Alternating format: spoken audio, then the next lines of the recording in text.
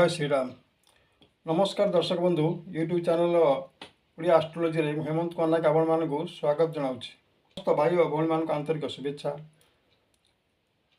सिंह राशि व्यक्ति विशेषकर मे मासर फलाफल किभଳି भाव रही राशि चक्र रे ग्रह मानकर स्थिति। सिंह राशि तीन बार विभक्त कर मघा सिंह प्रथम मघा सिंह 10 युक्त 5 दानव गण रही। पूर्व फाल्गुनी सिंह 11 युक्त 5 मानव गण रही। उत्तर फाल्गुनी सिंह 12 युक्त 5 मानव गण। सिंह राशि तीन भाग विभक्त करागला। नामर प्रथम अक्षर जो मानकर जातक न थाए नामर मध्य राशि स्थिर करा जाए। प्रथम अक्षर म किंबा राशिर जेकोसी नामर प्रथम अक्षर ट रु आरंभ होते तो सिंह राशि बोली जन। राशि चक्र ग्रह मानकर अवस्थान चक्र रे मे मासरे क्यों जगार क्यों ग्रह मान अवस्थान कर। सिंह राशि द्वितीय स्थान रे केतु अवस्थान कर। सप्तम स्थान रे शनिकर अवस्थान। अष्टम स्थान रे मंगल राहु बृहस्पति अवस्थान। बुधकर अवस्थान बुधकर गमन मध्य मेष को रही। मेषरे शुक्र एवं रविकर अवस्थान रही। रविकर 14 तारिख पर वृष को गमन रही। वृषरे बृहस्पति अवस्थान कर 14 तारिख पर रवि जोगकार खेबे। बर्तमान जानिबा शुभ संख्या। सिंह राशि शुभ संख्या है 1 4 5 6। शुभ रंग धला एवं नाली। शुभ रत्न माणिक सुना। अधिपति ग्रह सिंह राशि रवि। सिंह राशि मे मासर घात 12 रही। 4 तारिख 11 तारिख 25 तारिख 18 तारिख रही। घात चंद्र 1 तारिख 27 तारिख 28 तारिख अशुभ तारिख गुड़िक रही। बर्तमान जानिबा सिंह राशि व्यक्ति विशेष स्वभाव राजा। राशि चक्र राजा रवि मध्य तांकर अधिपति ग्रह।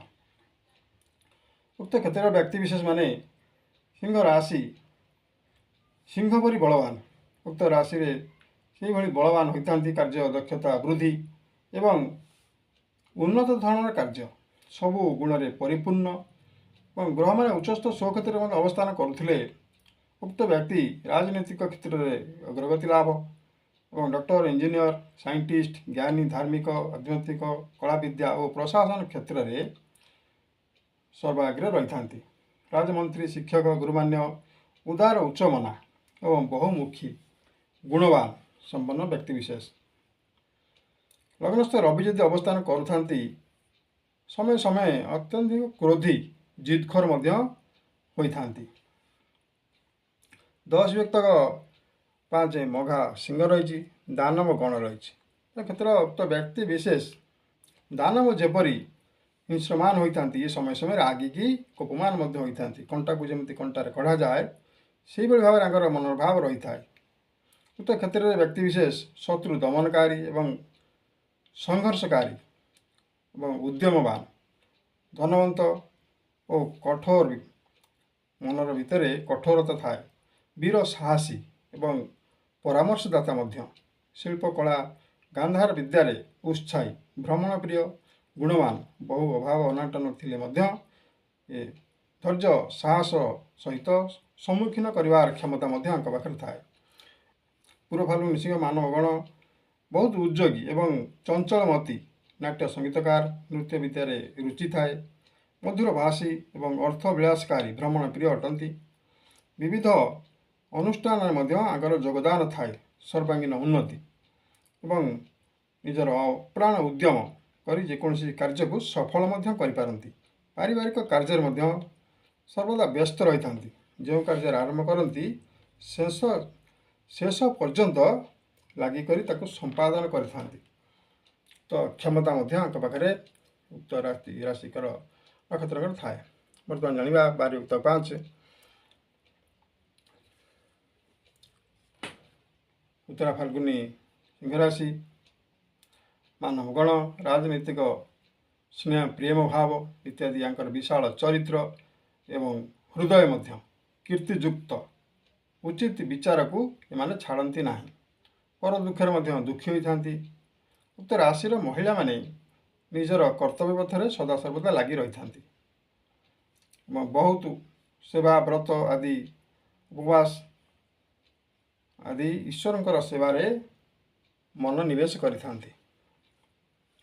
ଜାଣିବା ସିଂହ ରାଶିର ଦ୍ୱିତୀୟ କ୍ଷେତ୍ରରେ କେତୁଙ୍କର ଅବସ୍ଥାନ କିଭଳି ଭାବରେ ମେ ମାସଟି ଆପଣଙ୍କର ଅତିବାହିତ ହେବ। ମେ ମାସରେ ଦ୍ୱିତୀୟ ଭାଗରେ କେତୁଙ୍କର ଅବସ୍ଥାନ।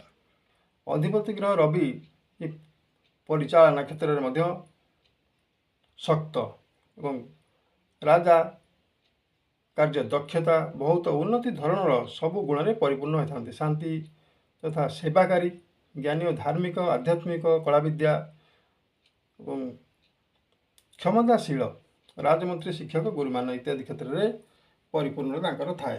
ଦ୍ୱିତୀୟ କ୍ଷେତ୍ରରେ କେତୁଙ୍କର ଅବସ୍ଥାନ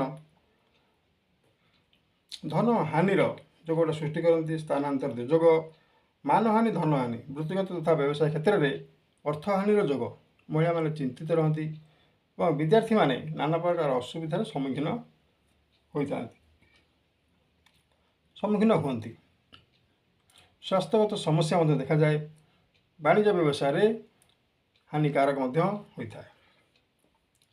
ଅଷ୍ଟମ କ୍ଷେତ୍ର ଶନିଙ୍କର ଅବସ୍ଥାନ। କୁମ୍ଭ ରାଶିରେ ଶନି ଅବସ୍ଥାନ କରୁଛନ୍ତି। ସିଂହ ରାଶିର ସପ୍ତମ କ୍ଷେତ୍ରରେ ଶନିଙ୍କର ଅବସ୍ଥାନ। କାର୍ଯ୍ୟ ବିଫଳତା ଜଣାଯାଏ। ପାରିବାରିକ ଅଶାନ୍ତି, ସୁଖ ନଷ୍ଟ ଏବଂ ଦୁର୍ଘଟଣା ଯୋଗ ଯାନବାହନ କ୍ଷେତ୍ରରେ ସତର୍କତା ଏ ମାସଟି ରହିଛି। ଧନ ଓ ସମ୍ମାନ ନଷ୍ଟ ଇତ୍ୟାଦି ଅଶୁଭ ମାନ ଜଣାଯାଏ। ଅଷ୍ଟମ କ୍ଷେତ୍ରରେ ମଙ୍ଗଳ, ରାହୁ ଏବଂ ବୁଧଙ୍କର ଅବସ୍ଥାନ। ବୁଧ 10 ତାରିଖ ବେଳକୁ ମେଷକୁ ଗମନ କରିବେ, ଅର୍ଥାତ୍ ମଙ୍ଗଳ ପ୍ଲସ୍ ରାହୁ ଯୋଗ ହେଇକି ରହିବେ। କାର୍ଯ୍ୟକ୍ଷେତ୍ରରେ ବିଫଳତା, ଗୃହଠାରୁ ଦୂରରେ କାର୍ଯ୍ୟ କରିବାକୁ ପଡ଼ିଥାଏ। ସମୟ ସମୟରେ ସ୍ଥାନାନ୍ତର ଯୋଗ ଗୋଟେ ଥାଏ। ଆଘାତ, ନେତ୍ରପୀଡ଼ା, ବ୍ୟବସାୟ ବାଣିଜ୍ୟରେ ଅସ୍ଥିର ଭାବ ଏବଂ କର୍ମଚିନ୍ତା ଅସୁବିଧା ଯୋଗମାନ ସୃଷ୍ଟି କରିଥାନ୍ତି। କିଛି କାରଣ ନଥାଇ ମଧ୍ୟ ଧନ ବ୍ୟୟ ଭାବ ସୃଷ୍ଟି କରନ୍ତି। ନବମ କ୍ଷେତ୍ରରେ ରବି ପ୍ଲସ୍ ଶୁକ୍ର, ରବିଙ୍କର ଗମନ ରହିଛି 14 ତାରିଖ ବୃଷକୁ, 14 ତାରିଖ ବେଳକୁ ରବି ଗମନ କରିବେ। ଏପଟେ ମୀନରୁ ବୁଧ ଗମନ କରିବେ। ବୁଧ ସହିତ ଶୁକ୍ର ଯୋଗ କାରକ ରହିବେ ନବମ କ୍ଷେତ୍ରରେ। ଉକ୍ତ କ୍ଷେତ୍ରରେ ବସ୍ତ୍ର ଆଭୂଷଣ ଆଦି ଲାଭ ଯୋଗ ରହିଛି। ଉନ୍ନତି ପଥରେ ଅଗ୍ରସର, ପାରିବାରିକ ସ୍ନେହ ସମ୍ପର୍କ ବୃଦ୍ଧି, କାର୍ଯ୍ୟକ୍ଷେତ୍ରରେ ସଫଳ ଏବଂ ସହଯୋଗ ପ୍ରାପ୍ତ ମଧ୍ୟ ରହିଛି। ରାଜକୃପା ଏବଂ ଧର୍ମ ଭାବନା ବୃଦ୍ଧି ଘଟିବ। କଳା ବିଦ୍ୟାରେ ଆଗ୍ରହ, ନାଟ୍ୟ ଜଗତରେ ପ୍ରିୟ, ସୁନାମ ଅର୍ଜନ ରହିଛି। ବକ୍ତୃତା, ବ୍ୟବସାୟ ଲାଭ, ଭାଇ ଭାଇଙ୍କ ମଧ୍ୟରେ ସୁସମ୍ପର୍କ ଏବଂ ସ୍ୱାସ୍ଥ୍ୟଗତ କ୍ଷେତ୍ରରେ ମଧ୍ୟ ସୁଧାର ଆସିବ। ଯଦି ଅସୁସ୍ଥ ଥାଏ ସୁଧାର ଓ ଉନ୍ନତି ମଧ୍ୟ ରହିଛି। ଦଶମ କ୍ଷେତ୍ରରେ ବୃହସ୍ପତି ଅବସ୍ଥାନ କରୁଛନ୍ତି। ରବି 14 ତାରିଖ ପରେ ଆସିଲେ ରବି ଯୋଗ ହେବ। ବୃହସ୍ପତି ସହିତ ରବି ଯୋଗ କାରକ ହୋଇ ରହିବେ ଦଶମ କ୍ଷେତ୍ରରେ। କର୍ମରେ ସଫଳତା ରହିଛି। ଉଦ୍యోଗୀ ରହିବେ। ପଦୋନ୍ନତି ଏବଂ ସମ୍ମାନ ଦକ୍ଷତା ବୃଦ୍ଧି ଘଟିବ। ଉଚ୍ଚ ପଦସ୍ଥ ବ୍ୟକ୍ତିଙ୍କ ସହ ମିତ୍ରତା ରହିବ। ଶରୀର ସୁସ୍ଥ ରହିବ। ଆର୍ଥିକ ସ୍ୱଚ୍ଛଳତା ରହିବ। ସାଙ୍ଗସାଥି ମିତ୍ରଭାବ ଆଦି ବୃଦ୍ଧି ଘଟିବ। ବୃହସ୍ପତିଙ୍କର ଦଶମ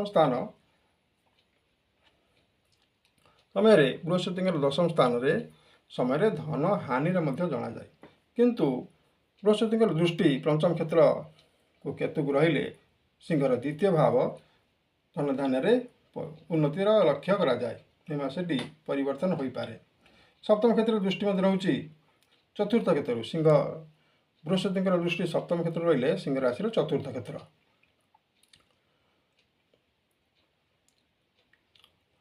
ଉକ୍ତ କ୍ଷେତ୍ରକୁ ବୃହସ୍ପତିଙ୍କର ଦୃଷ୍ଟି ସପ୍ତମ କ୍ଷେତ୍ର ରହିଲେ ସିଂହ ରାଶିର 1, 2, 3 ଚତୁର୍ଥ କ୍ଷେତ୍ର। ଯାନବାହନ ଇତ୍ୟାଦି କ୍ଷେତ୍ରରେ ଗୃହ କାର୍ଯ୍ୟ କ୍ଷେତ୍ରରେ ମଧ୍ୟ ସନ୍ତୋଷତା ମିଳିବ। କାର୍ଯ୍ୟ ବୃଦ୍ଧି ଘଟିବ ଏବଂ ଉତ୍ତରୋତ୍ତର ଉନ୍ନତି ମଧ୍ୟ ରହିଛି। ଏବଂ ନବମ ଦୃଷ୍ଟି ଷଷ୍ଠ କ୍ଷେତ୍ରକୁ ରହିବ। ଉକ୍ତ କ୍ଷେତ୍ରକୁ ରହିବ ନବମ ଦୃଷ୍ଟି କ୍ଷେତ୍ରରେ ଶତ୍ରୁତାରେ ବିଜୟ ରହିଛି। ଅସୁବିଧା ଥିଲେ ମଧ୍ୟ ସୁଧାର ଆସିବ। ସିଂହ ରାଶିର ବ୍ୟକ୍ତିବିଶେଷଙ୍କର ମେ ମାସର ଫଳାଫଳ କିଭଳି ଭାବରେ ରହିଛି ଆମେ ସମ୍ୟକ ଆଲୋଚନାଟି କଲେ। ସିଂହ ରାଶିର ମେ ମାସରେ ଘାତ 12 ରହିଛି। 4 ତାରିଖ, 11 ତାରିଖ ଏବଂ 25 ତାରିଖ, 18 ତାରିଖ। ସତର୍କତା ଅବଲମ୍ବନ କରନ୍ତୁ। ଘାତ ଚନ୍ଦ୍ର ରହିଛି 1 ତାରିଖ, 27 ତାରିଖ, 28 ତାରିଖ ରହିଛି। ଅଶୁଭ ଦିନଗୁଳି ରହିଛି। ତ ତାରିଖ ଗୁଡ଼ିକ ସତର୍କ ରହିଲେ ଶୁଭଫଳ ପ୍ରାପ୍ତି ହେବ। ସିଂହ ରାଶିର ବ୍ୟକ୍ତିଙ୍କର ମେ ମାସର ଫଳାଫଳ ଆମେ ସମୟକ ଆଲୋଚନାଟି କଲେ। ଉକ୍ତ ଆଲୋଚନାଟି ଆପଣମାନଙ୍କୁ ଭଲ ଲାଗିଥିଲେ ଭିଡ଼ିଓଟି ଲାଇକ୍ କରିବେ, ସେୟାର କରିବେ ଏବଂ ସବସ୍କ୍ରାଇବ୍ ମଧ୍ୟ କରିଦିଅନ୍ତୁ। ଜୟ ଜଗନ୍ନାଥ।